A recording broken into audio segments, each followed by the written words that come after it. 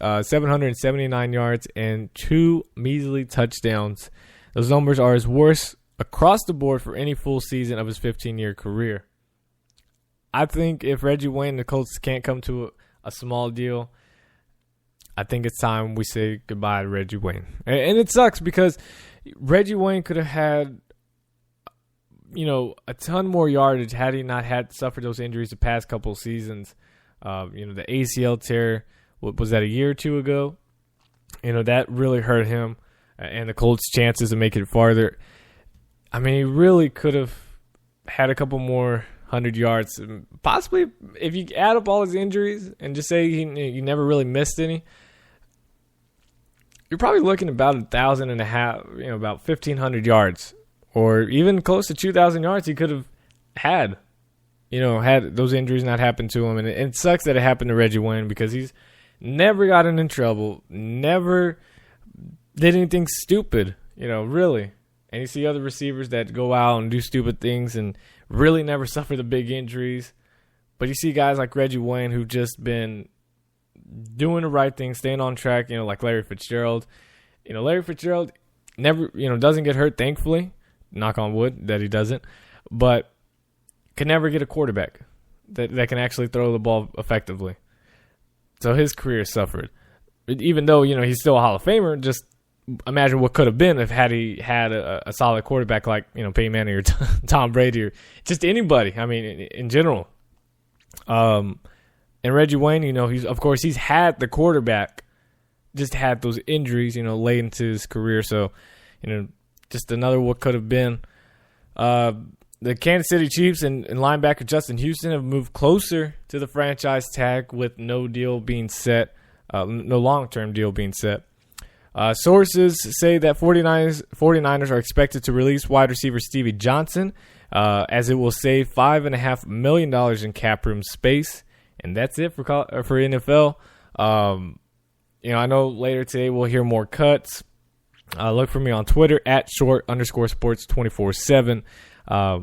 We'll obviously see more cuts. We'll see possible rumors about who's getting franchise tag as they're getting closer and new deals. Probably the smaller guys, and then we get into free agency in 2 weeks or maybe a week and a half from now. It's getting closer to excitement, trying to pass the time until we get to something good with the NFL draft, and then obviously the OTAs and stuff like that. Also, actually, let's talk about real quick on the NFL. Adrian Peterson. We know that Adrian Peterson is apparently his agent and the 49ers representatives got in a heated exchange of words and an argument during the NFL Combine. So now it's what will Vikings do with Adrian Peterson. Now, he came out with the statement earlier. Didn't even say whether he wanted to. He said he's happy with the judge's ruling. He's trying to become a better father, blah, blah, blah. Basically whatever the PR told him to say. And nothing about, he's excited to get back on the field. Nothing about playing for the Vikings. Nothing about not playing for the Minnesota Vikings. There are rumors, of course, of his trade possibilities. It's most likely a trade. I don't think I keep saying 49ers. I don't think the Vikings will cut him. Maybe that's a sign right there. 49ers trade for Adrian Peterson. Maybe that's a sign. If it is, you guys heard it here first. I guarantee you haven't heard that anywhere else, other than probably a 49ers fan. But anyways, realistically, biggest rumor is that Adrian Peterson wants to leave, obviously, Minnesota Vikings. That's a guarantee. That's, a given. But wants to go to one of the Texas teams, Houston or Dallas.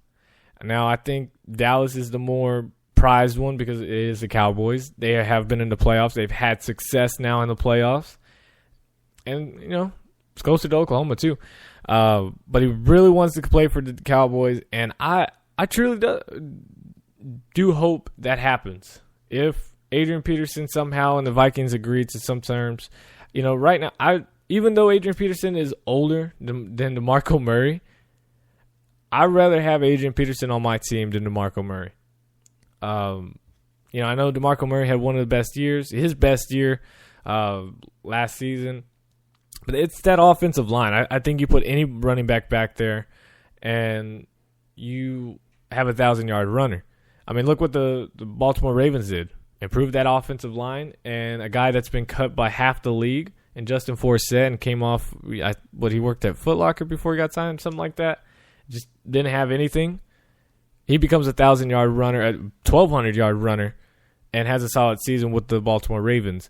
You look what you do with the offensive line, and pow, you got a running game. Not to take anything away from DeMarco Murray. He's a talented running back. I was excited when the Cowboys drafted him out of Oklahoma because I watched him when he was at Oklahoma.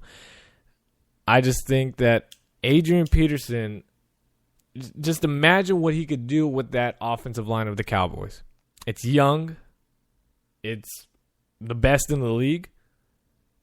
Adrian Peterson is a smart running back, He's not going to have that fast down the lane, but you give him plenty of empty holes to go through. He'll truck some defenders still. He still will. So I hope that somehow something gets done with the Vikings and Adrian Peterson that sends him to the Dallas Cowboys. If not, come to San Diego. Shoot, we need help. We need help all over the board immediately and for the future. So Adrian Peterson, San Diego, make it happen. If not, go to Dallas. We got some baseball news. Again, quick hits. Francisco Rodriguez and the Brewers agreed to on Thursday to a $13 million 2-year deal. Outfielder Juan Pierre, one of my favorites, has announced his retirement yesterday after a 14-year career in the majors that included a World Series championship with the 2003 Florida Marlins. Pierre, who is 37, ranks 18th in career stolen bases with 614, and he was a .295 batter. He said he had the greatest tweet. It said, quote, "I do have one regret. I finished with 18 home runs, really wanted to get to 20, so if any team wants to sign me for 3 years, that should be enough time." Good sense of humor. Juan Pierre, I remember mainly when he was with the White Sox, because I used to watch a lot of White Sox games. For some weird reason, here in Texas, especially here in San Marcos, we have a channel, I think it's like WGN or something like that. It shows all of Chicago's games. Like, it's a Chicago station. And it shows all the White Sox and all the Chicago Cubs games. And I would always watch them when I was just getting into baseball, and Juan Pierre was there. So, sucks that he's retired. He also played for the Dodgers and a list of other teams. But was a solid outfielder. I was going to say running back. No idea why. Atlanta Braves outfielder B.J. Upton is expected to miss the rest of spring training because of inflammation in his left foot. The team announced Upton's condition Friday after he underwent an X-ray and MRI exam. Upton's foot will be placed in a short leg cast for 2 weeks, then in a walking boot from 4 to 6 weeks. The team said he will likely be able to resume baseball activities in early April, about the time the Braves are opening the regular season.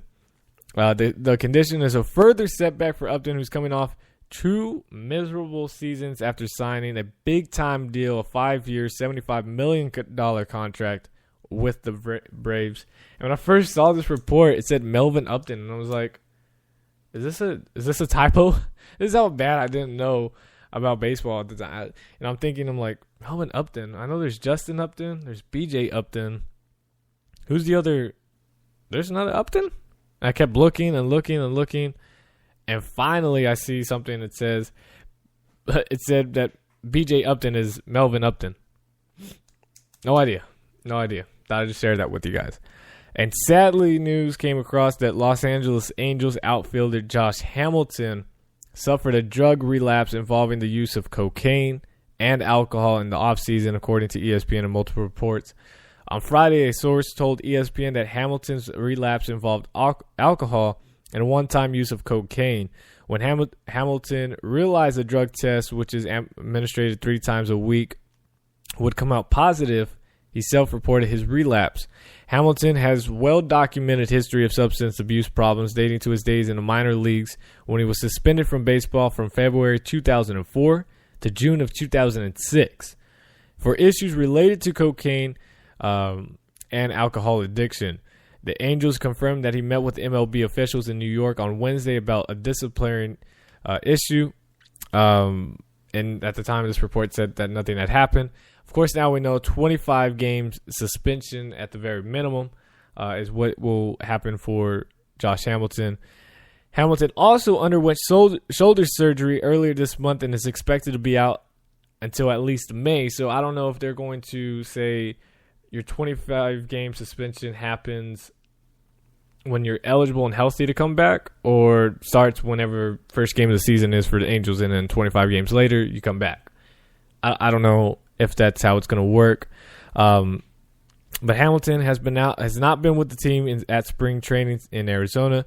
The Angels have permitted Hamilton to stay at a friend's house in Houston while he rehabs from the surgery, even though players typically stay with the teams in those situations.